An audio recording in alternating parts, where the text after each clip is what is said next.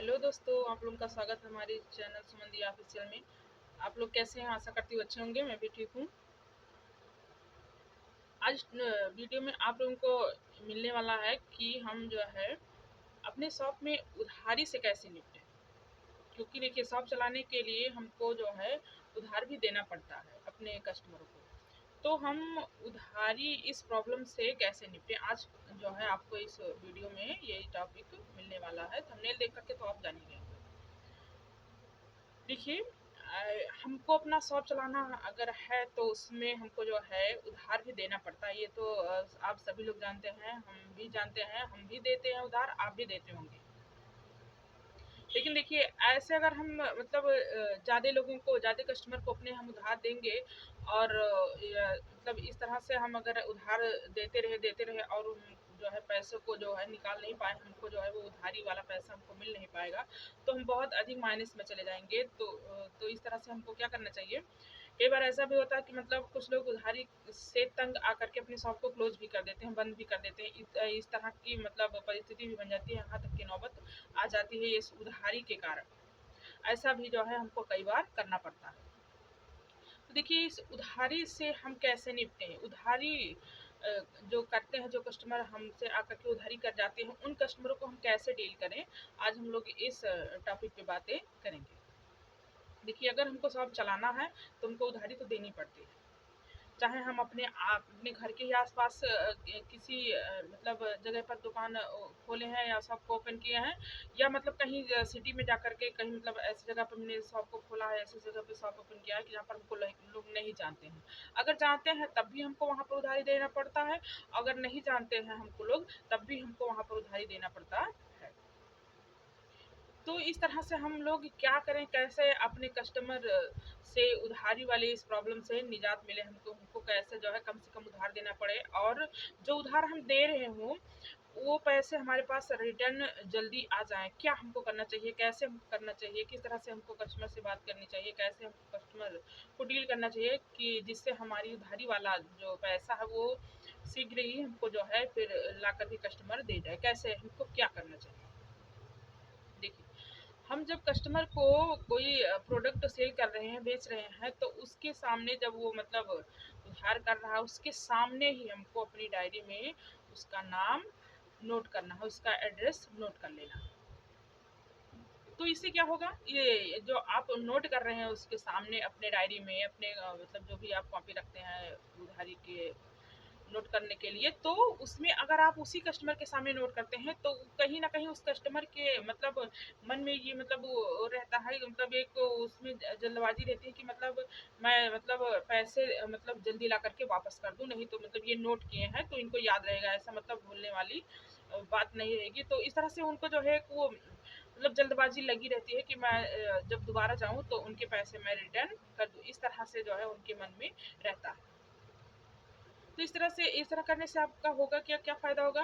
तो इस तरह से जब भी वो आपके शॉप में दोबारा वापस आएँगे, तो उन पैसों को जो है वो रिटर्न करके ही जाएँगे, वो पैसा आपको मिल ही जाएगा, आराम से मिल जाएगा, अगर आप उन्हीं के सामने नोट किए हैं। हाँ, इसके नेगेटिव मतलब इससे जो है नेगेटिव भी बातें भी हो सकती हैं, क्योंकि मतलब कोई ऐसा कस्टमर भी आपको मिलेगा कि जो इस तरह से देख कर के वो आपका शॉप ही छोड़ दे।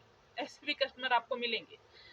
कि जो है नोट करके रखे हैं, बहुत ज़्यादा पैसा है, मैं उनकी शॉप छोड़ देता हूँ। तो ऐसे भी कस्टमर आपको मिलेंगे।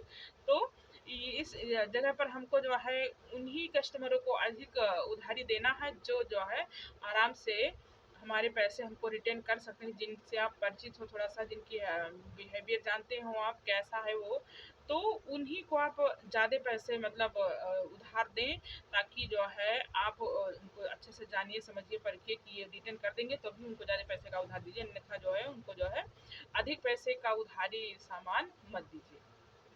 देखिए, कम पैसे जब उधारी रहता है तो लोग आते हैं, रिटर्न ज़रूर आते हैं, लेकिन वहीं पर जो ज़्यादा पैसे उधारी रहता है तो रिटर्न करने में उनको दिक्कत होती है। तो वो सबसे अच्छा ऑप्शन यही सोचते हैं कि हम उनकी मतलब शॉप पे जाएँ ही ना, उधारी देने की कोई नौबत ही नहीं है। तो देखिए, आपने तो एक बार जो थोड़ा बहुत प्रॉफिट कमाया तो कमाया, थोड़ी देर के लिए वो नाराज आपसे जरूर हो जाएंगे जब आप उधारी नहीं देंगे, लेकिन वो कभी ना कभी जरूर रिटर्न आपके शॉप में आएंगे जब मतलब उनको कोई प्रॉब्लम हुई और दुकान पे या मतलब कुछ सामान नहीं मिल रहा है, तो कभी ना कभी एक बार बेशक वो गुस्सा होकर चले जाएंगे, तो फिर कभी ना कभी दोबारा वो जो है लौट कर जरूर आएंगे।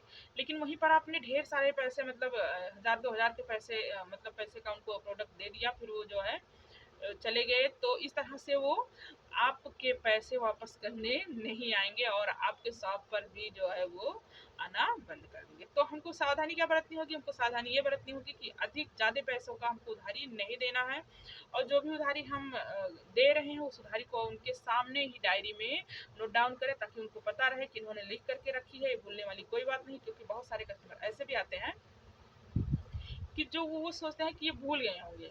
देखिए, कोई भी दुकानदार भूलता नहीं है, वो जो है बेशक नहीं लिखता है, लेकिन वो उसको जो है मतलब याद रहता है। तो इस तरह से आप उनके सामने नोट डाउन कीजिए, और जो है ईमानदार जितने भी कस्टमर आपके होंगे वो मतलब लाकर वापस कर ही देंगे आपके पैसे। और कम पैसे रहेंगे तो आसानी होगी उनको वापस करने में। तो इस तरह से आप लोग जो है अधिक पैसों की उधारी मत दीजिए, और जो दे भी रहे हैं उनको आप नोट डाउन कीजिए उन्हीं के सामने, ताकि वो आराम से जो है उन पैसों को वापस कर पाएँ और आपके परमानेंट कस्टमर बने भी रहें। देखिए, मैं अपनी बात बताऊँ, मेरे शॉप पे तो मतलब अधिकतर कस्टमर ऐसे ही आते हैं कि जो मतलब उधारी ले जाते हैं और वो जो है आते हैं तब दे भी जाते हैं, और लेकिन कुछ ऐसे भी हैं जो ले गए फिर दोबारा वापस नहीं आए। तो इसलिए मैं अपने पर्सनल एक्सपीरियंस से कर रही हूँ, साल भर की एक्सपीरियंस में आपको बता रही हूँ कि बहुत सारे कस्टमर हमको ऐसे भी मिले जो ज़्यादा पैसे जिनके थे वही लोग दुकान छोड़ करके गए हैं, बाकी जो थोड़े थोड़े पैसे वाले उधारी वाले पैसे जिनके पास थे वो जरूर वापस आए और वो अपने पैसे उधारी के दे भी गए। तो इस तरह से आप जो है अपने शॉप में अधिक उधारी मत दीजिए कस्टमर को, नहीं तो वो इस लालच में आप दे देंगे कि वो दे देंगे, तो आपका दो तरह से नुकसान होगा। एक तो वो आपका आज का भर्ती फायदा जो है वो सारा ले गया, और फिर दोबारा रिटर्न भी नहीं आएगा, तो आपका दो दो तरह से नुकसान होगा। तो इस तरह से आप जो है अधिक पैसों की उधारी मत दीजिए, और थोड़ा आप थोड़ा उधारी दे सकते हैं, उनके सामने नोट डाउन कीजिए। इस तरह से आप उधारी की प्रॉब्लम से निजात पा सकते हैं। और शॉप चलाना है तो थोड़ा बहुत उधारी देनी पड़ती है, हर एक सेलर को देनी पड़ती है, हर एक सेलर देता भी है और देना भी चाहिए। अगर आपको अपनी शॉप को लॉन्ग टाइम तक रखना है, अच्छे से ग्रो करना है, तो उधारी थोड़ा बहुत देनी पड़ती है। और सभी जो शॉपकीपर होते हैं सब लोग देते भी हैं और देना भी चाहिए। ये मतलब ये एक ट्रिक है अपने शॉप को लॉन्ग टाइम तक जो है चलाने का।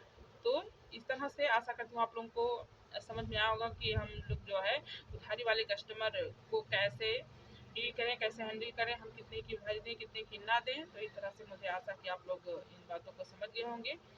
और कोई बात हो तो आप कमेंट ज़रूर कीजिएगा, और हमको लाइक कीजिए, सब्सक्राइब कीजिए हमारे चैनल को। देखिए, किसी भी इंसान को सक्सेस होने के लिए बहुत सारे प्यार, बहुत सारे सपोर्ट की ज़रूरत पड़ती है, तो मैं भी आप से जो है प्यार और सपोर्ट की उम्मीद रखती हूँ। आप मेरे चैनल को सब्सक्राइब कीजिए, और जो भी आपकी बातें होंगी आप मुझे कमेंट करके जो है बताइएगा ज़रूर, मैं आपके कमेंट की रिप्लाई ज़रूर दूँगी। तो इस तरह से मैं अपने ब्लॉग को आज यहीं पर करती हूँ समाप्त। बाय बाय, टेक केयर, स्वस्थ रहिए, मस्त रहिए, अपने कामों में व्यस्त रहिए।